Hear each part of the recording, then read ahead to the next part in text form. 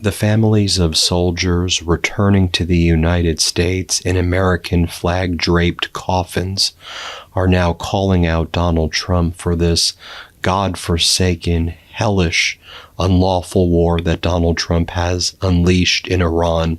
The human toll of Donald Trump's criminality is being felt here in the United States, and our hearts at the MeidasTouch Network go out to the families of each and every service member who has passed in this horrific war, and for all those family members worried about their loved ones right now. And I know there are so many of you who watch the MeidasTouch Network. I want you all to know we're thinking about you right now.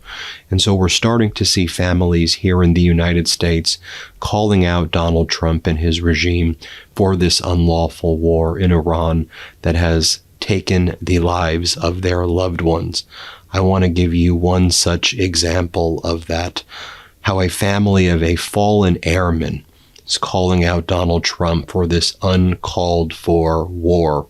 So Tech Sergeant Tyler Simmons was a 28-year-old airman in the Ohio Air National Guard.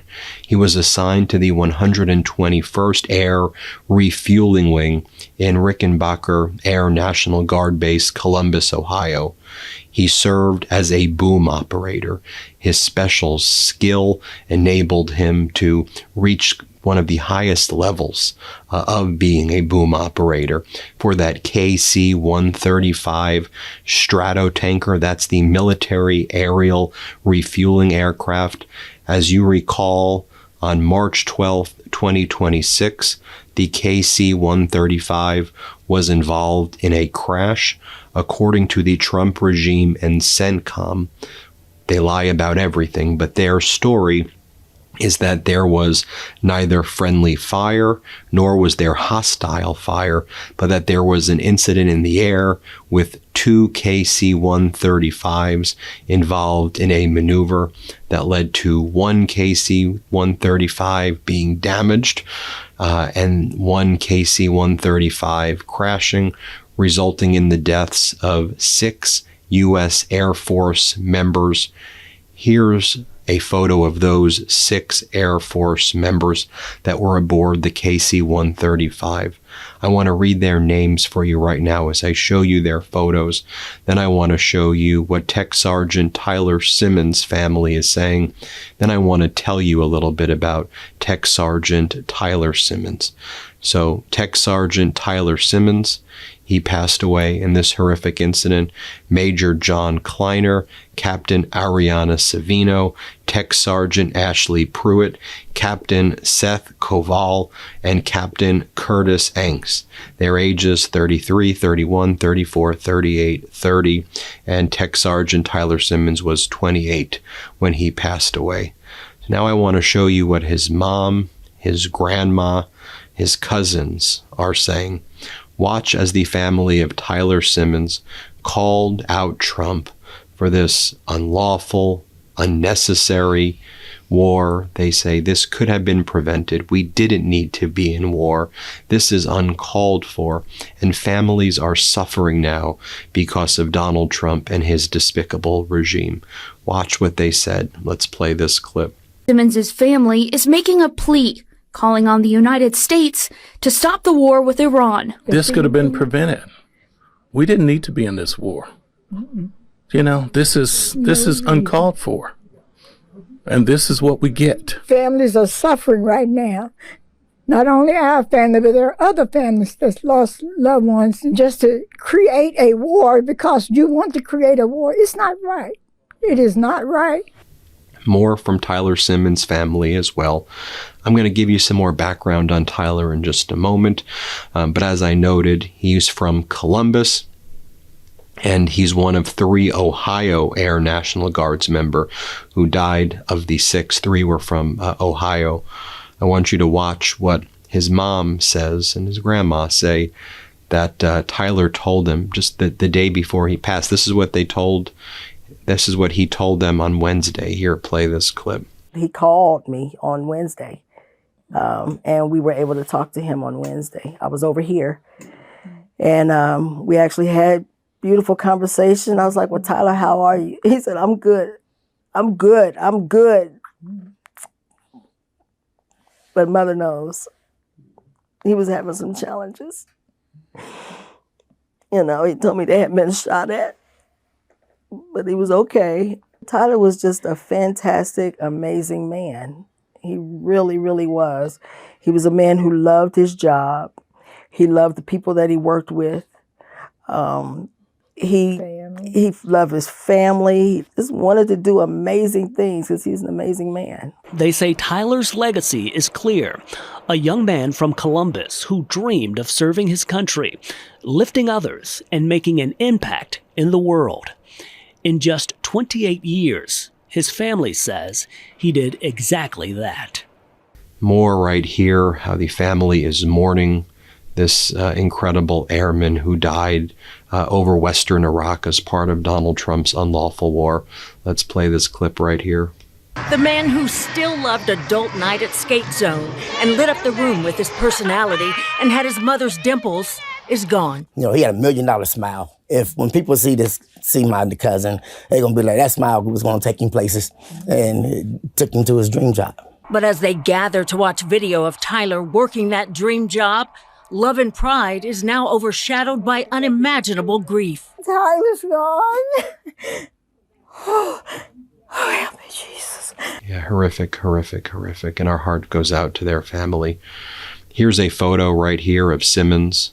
A family member of Simmons wrote on Facebook, "This loss has been heavy, not just for our family, but for the many lives you touched and the love you left behind." Here's another photo of Tyler Simmons taken from the Air Force. Here's how he's described. An Ohio Air Force soldier has been named as one of the 6 U.S. service members who died when a refueling aircraft crashed in Iraq this week, is how the Daily Mail puts it. Tyler Simmons was one of 3 National Guard airmen from Ohio involved in this crash. All 6 members on board perished from the crash. Simmons' mother broke down in tears as she recalled the moment uniformed officers appeared at their home to deliver the heartbreaking news that her only child had passed away. When he opened the door, it was another relative, he said, "Oh no." And I jumped up and ran in there, and they were lined up out on the porch.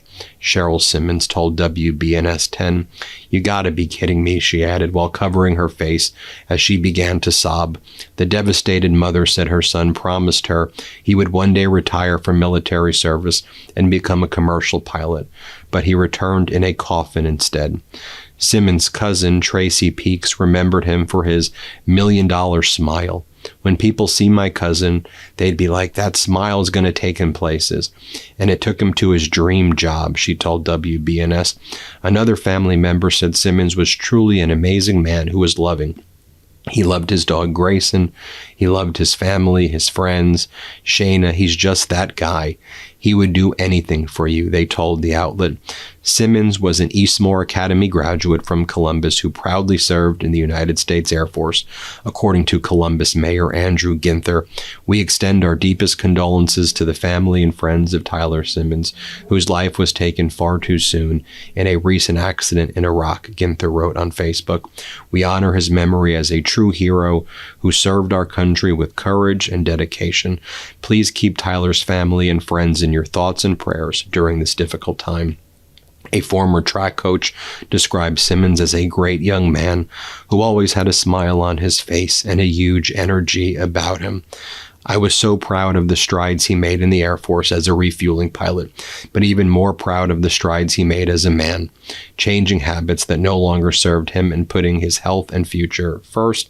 State Representative Latanya Humphrey also wrote on Facebook, Tyler Simmons was one of us, a son of Columbus, a graduate of Eastmore Academy. And again, our heart goes out to his family. Now, I want to share with you what Donald Trump said aboard Air Force One last night when he was asked if he had a comment on the 6 service members who died last week, one of them being Simmons. Donald Trump refused to take the question and started attacking the reporter for asking him the question. Just so utterly despicable. Here, play this clip. Military strategy. We're talking about, who would answer a question like, do you have a comment What do you want to see in that deal? Because earlier Next, Donald Trump aboard Air Force One was asked about his political action committee was sending out fundraiser emails using Donald Trump at a dignified transfer for another group of soldiers who were killed in his unlawful war in Iran. And then Donald Trump is asked, do you think it's appropriate that you're fundraising off of photos of you wearing campaign hats at the dignified transfer in Dover, Delaware, when our soldiers are returning in American flag draped caskets? You're raising money off that image as you're wearing campaign hats at the dignified transfer. Do you think that's okay? And Trump says, I do think it's appropriate. I didn't see it, referring to, I guess he didn't see the email that he sent, but he says it is appropriate. Then he starts attacking the reporter at ABC and says, who are you with? Oh, you're ABC? Here, play this clip. It's being criticized for using official White House photos of you at the dignified transfer, and the PAC is also promising access to secret. Well, I was at the dignified transfer, unlike a lot of other people. Do you think it's an appropriate email to send? Your critics are saying that you're fundraising. I didn't see it. I mean, somebody puts it up. We have a lot of people working for us, but there's nobody that's better to the military than me. And all you have to do is look at the election results, look at the kind of votes that we get, look at the poll numbers.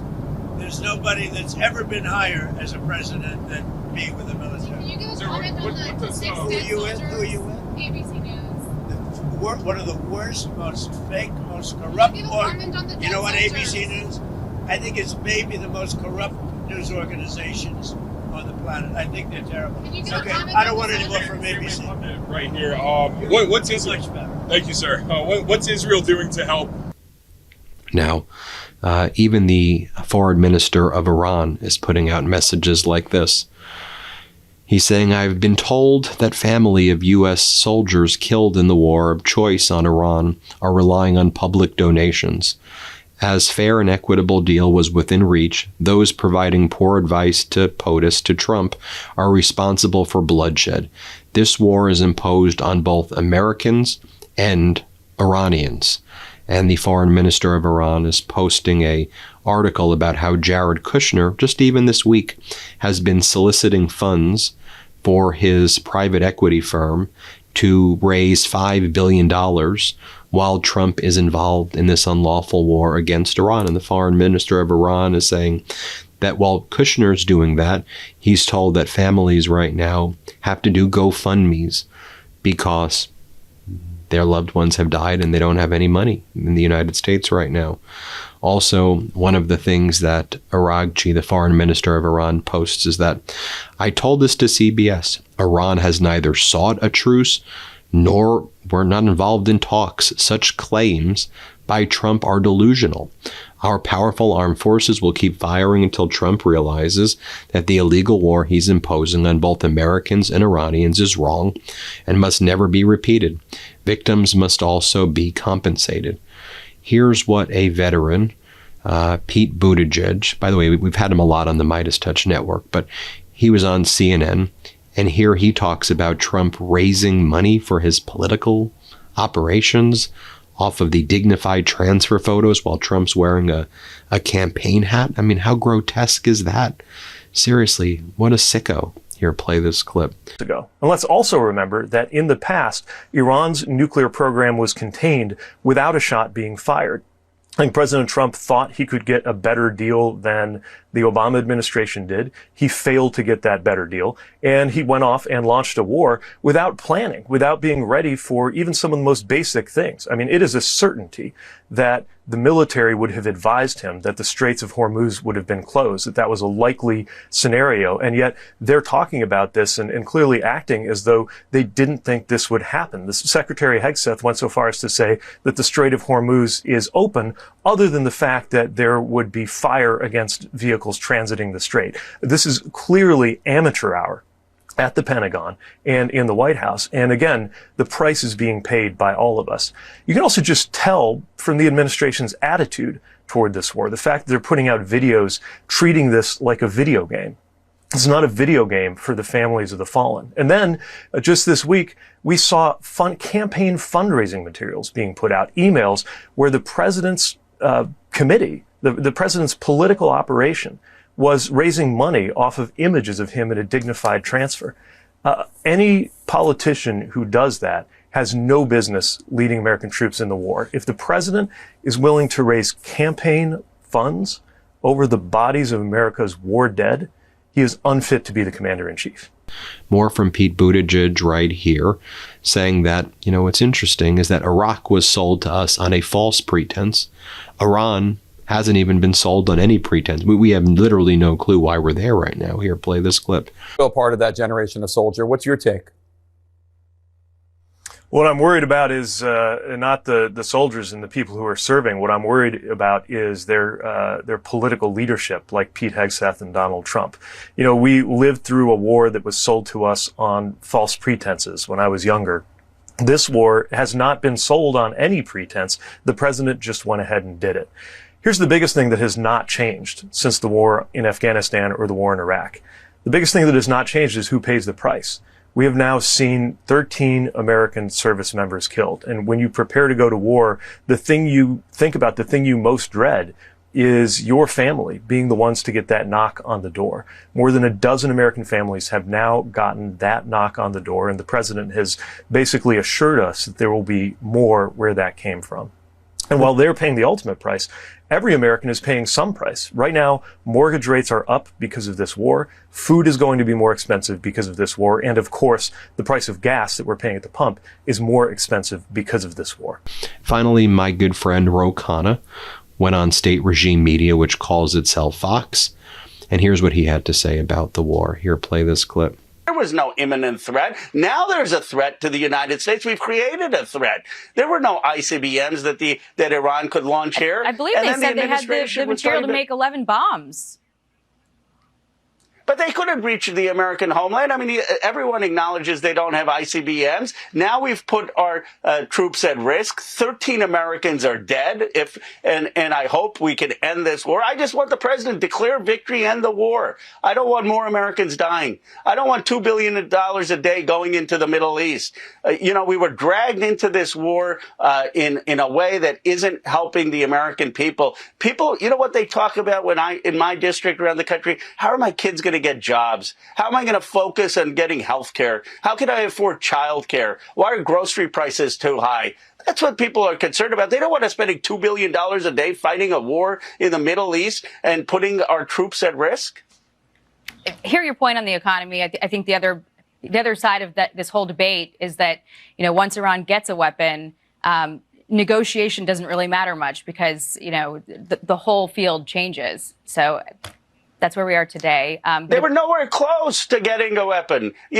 President Trump just 6 months ago said we've destroyed all of it. They're nowhere close to getting a nuclear weapon or getting that enrichment. And we could have continued with tough sanctions and diplomacy to make sure that they did not enrich. But what happened? Netanyahu said he was striking. Rubio said, Netanyahu said, I'm striking. I guess we got to go. American people are tired of us being dragged into these Middle East wars. They want American leaders who are actually going to put America first. Put money into our manufacturing base, into jobs here, into childcare here. That's why the president's numbers are down. He hasn't released the Epstein files. He promised that. Massey and I forced him to release the Epstein files. He's said he wasn't going to get us into foreign wars. He's getting us into foreign wars. I just hope he stops with what he's doing and remembers what he ran on in 2016 and 2020 and 2024. Congressman, I'm sorry we're out of time because there's, a lot that the other side would point to with the data points you just said, including that they had material to build bombs. And I just want to repeat that our heart goes out to the family of Tyler Simmons, the family of all service members who have lost their life. And, I know that this video, may be watched by people who know him, others. I hope, I hope just a little bit we can do anything we can here at the network to preserve his memory, however we can. Hit subscribe. Help us get to 7 million subscribers. Thank you for watching. Thanks for watching. Be sure to add the MeidasTouch podcast on Apple Podcasts, Spotify, or wherever you get your podcasts for new updates every single day.